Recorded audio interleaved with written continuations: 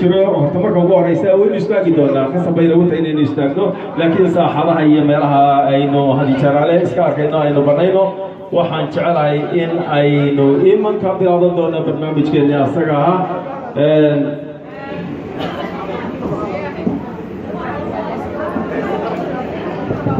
waxaan jecelahay intaynaan heesta aynaan bilaabanin dad muslima baynu nahay marka ugu horeysa marka waxaan jecelahay inaynu barnaamijkeenu waa barnaamij ku saabsan runtii wanaag iyo sharaf iyo qiimayn badan markaa inaan kalma halkan inooga akhriya si aynu ugu bilaabano bisinka ilaahay. السلام عليكم ورحمة الله وبركاته.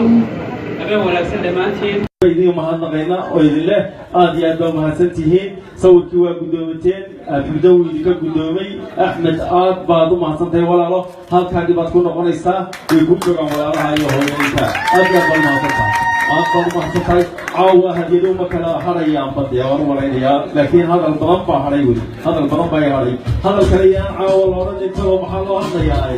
sabab buu leeyahay sabab